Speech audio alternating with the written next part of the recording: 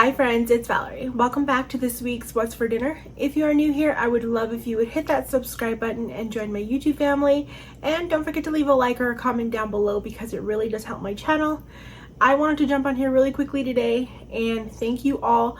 I reached 2,000 subscribers just a little bit ago, maybe like a week or so ago. And that is all thanks to you guys. I really appreciate you coming to my channel and watching my videos. When I started this, I was scared.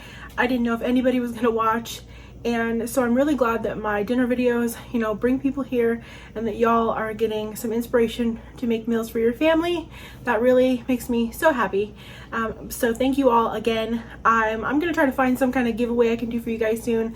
I have no clue how I'm gonna do it. Maybe it'll be an item like we did a little while back, but yeah, I'll figure that out later. But thank you all again, and today's What's for Dinner, I've got some new meals for you, as well as some new favorites, and then some old favorites of mine, some ones that I love on the regular, but I'll just talk about those, as I'm showing you the meal. But let's just get started. So I make naan bread pizzas all the time, so I will link a similar recipe that I made recently like this, and I will leave that in the description box down below. But we love them. They're quick, easy, and delicious. To start this off, I took 2 chicken breasts that were large. I cut them in half lengthwise, like to be cutlets, to make 4 pieces. Now, the recipe that I will have linked for you just says to use 4 boneless, skinless chicken breasts. Now, I just didn't want that much chicken or leftovers, so like I said, I just split 2 in half, and I'm seasoning them on both sides with some Kinder's The Blend and then some Kinder's Garlic Herb.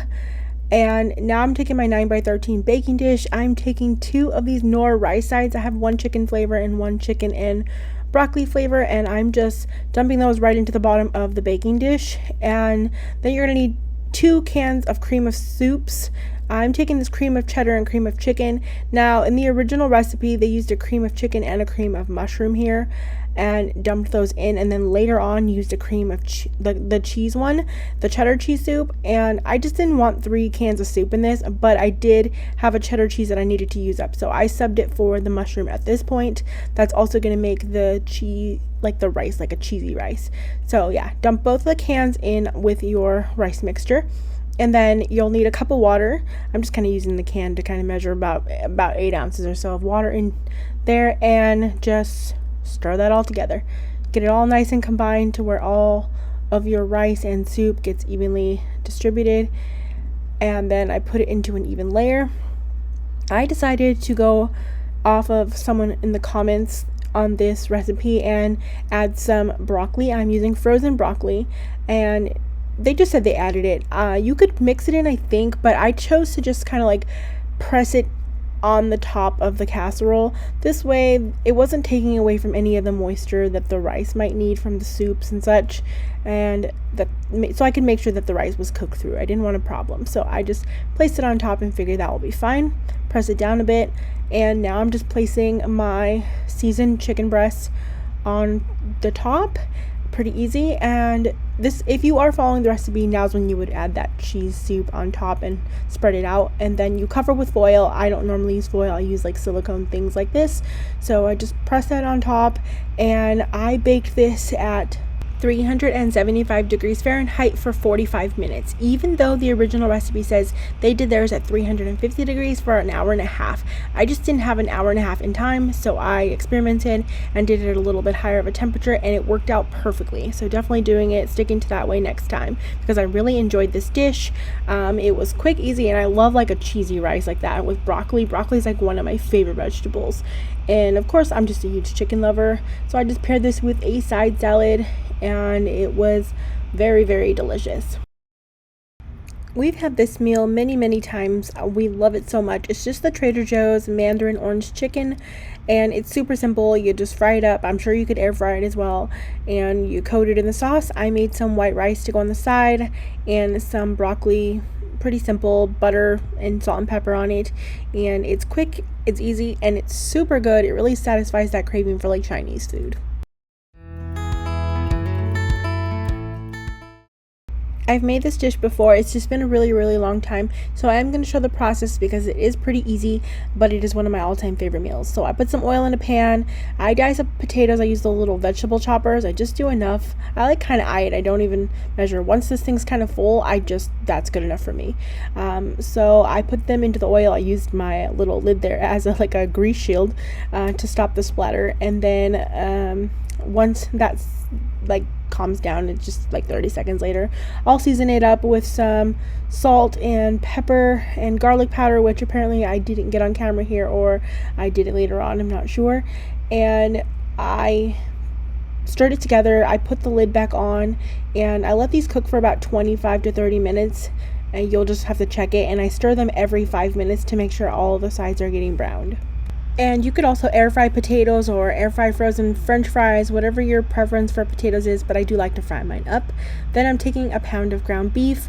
I'm just cooking that up. I had a lot of ground beef, so that's why I'm using it, but normally I do like this with ground turkey. And I'm just seasoning that with garlic powder, onion powder, things like that, just to give the meat a little bit of flavor. And I just break that up using my meat chopping tool. Once there's no more pink remaining, I cut up some cilantro, typically about a bunch to 2 bunches depending what I have on hand. I like a lot of cilantro, so sometimes I will add 2. This time I just added, I believe, 1. It was a nice sized bunch, and I put that in. It wilts pretty quickly. If you need to pick out some stems there like me, you can do that, but yeah, it wilts down really quick. And then add the potatoes in that you cooked up, and you're just stirring that together and letting those potatoes kind of reheat up. I always set my potatoes aside just into the oven or in the microwave so that the heat is contained to keep them kind of warm. And that's it. And then I made a cucumber salad with tomatoes. So I did cucumbers, tomatoes. I added olive oil, lemon juice, fresh garlic, a lot of salt and pepper, and some dried mint. Now, this is just a preference. I just stir that all together just the way I like the way it tastes. I typically use at least a few cloves of garlic though. And I cannot rave how much I love this meal. I could eat it very frequently. It's actually a recipe that my ex-husband used to make. It's from his family always made it, and it's just stuck with me. I love it so much, and I believe it originates as a Lebanese or Syrian dish. But it is so good. I will link a recipe in the description box down below for cilantro potatoes, but it doesn't include meat, and we always include the meat. And I didn't make tzatziki because I had hummus, but it's really good with tzatziki. So I just had the pine nut hummus, served that with the salad, and I had a little bit of cilantro lime rice because I'm still addicted to it currently, and it was really complimenting to the dish. So I thought, what harm does it do to have a little bit more of that? And I had bought pitas for this, but they were not good. So I served it with some naan bread, and this whole meal was just incredible. Now for this meal, I had been seeing this recipe with this grinder salad all over TikTok and I think Instagram as well. And I thought, it is just time for me to make it because we are big lovers of Italian sandwiches. So it looked so good. So you take a head of iceberg lettuce and you slice that thinly, but you don't want it too thin because it will get soggy really, really easily if it's too thin. And I try to take out some of those harder white end pieces. Don't really care for those very much. But yeah, just go ahead and slice all of the whole head of lettuce thinly. And then we make the dressing for the grinder salad. So you're going to combine, these are all kind of not exact measurements. So it's about a cup's worth of mayonnaise. I was a little short here. I did add more later. And then a couple cloves of minced garlic. I added 4, but my boyfriend said that was too much. But I'm a huge garlic lover. It wasn't too much for me. And then anywhere between a quarter to a half a cup of sliced pepperoncinis, and then a quarter teaspoon of salt, and either a quarter to a half teaspoon's worth of black pepper, 2 tablespoons worth of red wine vinegar, then some oregano. I just gave a good hefty couple pinches there of oregano, and then a nice hefty pinch of red pepper flakes. This is just to taste. And I just stirred that all together. That's just when I realized I needed that little bit more mayonnaise, so I did add that in and mix it all back up. And let me tell you, this stuff it is incredible. I could literally just drink this bowl. It was so good. So I mix that together and set it aside so those flavors can kind of meld together while I worked on the sandwich. Don't combine it with your lettuce yet though. And now I'm taking this Italian loaf and I cut it in half lengthwise. I also cut it in half the other way as well because we were going to each have different things on our sandwiches. So I didn't want to mix that up. But I'm scooping or pulling the bread out of the middle of the loaf just so it's not so thick. You don't want this super bready. It's going to be really hard to eat that way. So scoop out some of that inside and then place whatever cheese you're going to use. I've seen them use provolone, Munster. I used a little bit of mozzarella for my boyfriend and provolone. And then I had provolone and Havarti. And just put that all over both sides of your bread. You're going to stick this in the oven.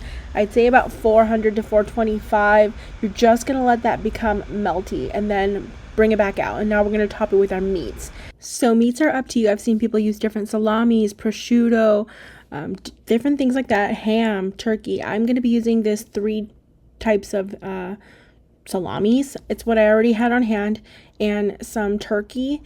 I thought I got a good clip of this. I did not get a clip of me putting it on, but that's what I did with the meats. I did salami. I had a few pepperonis just on hand, so I used them up. Different turkey meats on each of ours. And I put it back in the oven just to like toast up those meats a little bit more. Just say like maybe no more than probably 5 minutes. And then I sprinkle it with some Parmesan cheese. In the recipes, they like on the videos, they did fresh Parm. I didn't have it, so I used the green can one. And then you add sliced tomatoes. You season them with salt and pepper. And then you take some onions. You can add them on the salad. You can leave them out if you don't like. If nobody likes onions and just you do, you can leave them to just each person. I decided to add them into that dressing, and you'll add that dressing into the lettuce now. Give it all a good toss to get it nice and coated, and I can't add how great this salad is. It really is so good. I could probably just eat it the way it is. You'll probably want more of this. Even someone's recommended having this salad with like chips, like dipping or like scooping up the salad onto chips. That sounds really, really good. I didn't do that because we didn't have chips on the side. But anyways, just top your grinder with that salad mixture however much you like, and that's it. And of course you can serve this with any side that you like. I didn't choose to have a side this night because it was already a late dinner and I knew this would be very filling as it was, and it really was. It was incredible though. It had so much flavor. I'm definitely sticking to making my Italian sandwiches this way. This was a lot for us in the first place. I definitely would recommend maybe not mixing the dressing all the way with your lettuce if you're not going to use it right away. And if you want to portion it out, you could bake the whole sandwich like normal and still refrigerate it later. The bread stays nice and crispy for me at least, but of course that lettuce will make it soggy. So maybe just save some on the side that you can put together. The dressing is easily kept like in a separate bowl. You can put it together later and then just top your sandwich with it for leftovers. For this meal, I'm going to be halving the recipe that I will have linked for you in the description box down below. So to a bowl, I have added 1 cup of sour cream, and then to that I will add 1 tablespoon of onion powder, as well as half a teaspoon each of salt and pepper. And then it said a third cup of chives. So I believe that I used about 2 to 3 tablespoons to equal about half of that. And then just mix that all together. I believe it says actually mix the sour cream and the ingredients together first, then add the chives in. I didn't have chives, by the way, sorry. I used green onions, and let me tell you, this stuff was like a really delicious dip. It was so light and really good. I'm gonna be making it as a dip in the future. It just was so good. But you're going to take a baking dish. I'm using an 8x8 instead of a 9x13 since I'm halving this, and I'm spreading out about a third of my mixture into the bottom of the baking dish. And then I'm placing my chicken breast there. I'm using 2 chicken breasts. These are pretty large. I did pound them to be a little bit more even and thin, and I placed them in the bottom. And then I'm just topping it with the remainder of the sour cream mixture and spreading that out on top. And I was going to add salt and pepper to the top of my chicken and I forgot, and so I'm just adding a little bit more to the top of the sour cream of some salt and pepper. And I'm baking this, it says 375 degrees for 40 minutes. I may have checked it at like 30 minutes since I didn't have a full 9x13's worth, and I believe my chicken was already cooked. Now you will need some crispy fried onions. I had them, but I also had crispy jalapeno pieces I needed to use up. So I combined the two together, about 3 ounces of each to give me the 6 ounces that I needed. And then here's the mac and cheese that I made on the side if you just want to see the brand that I used for that. But you are going to add the crispy fried onions to a bag and like crush them up. You can use a rolling pin or whatever you have on hand, and just spread those along the top of your chicken bake here with the sour cream mixture. You're going to just place that on top. I tried to keep it as most I could on top of the actual chicken itself. Now this came out a little on the spicier side because I used those jalapenos. If you don't like that, I would just use all the crispy fried onions. I bet it would be just as delicious. And then stick this back in the oven for 5 minutes or so to get your onions a little bit browned. Not too brown, but just slightly browned. I put a little more of the green onions on top of that. I served that with that mac and cheese that I made up and just a side salad. I loved this chicken. It was so good. That topping with the sour cream and the crispy fried onions and the jalapeno pieces for me was incredible. Definitely making this again. I love that a lot. Thanks so much for watching, friends. Don't forget to hit that subscribe button and that little bell so you don't miss out on any future videos, and I hope you all are having an amazing day.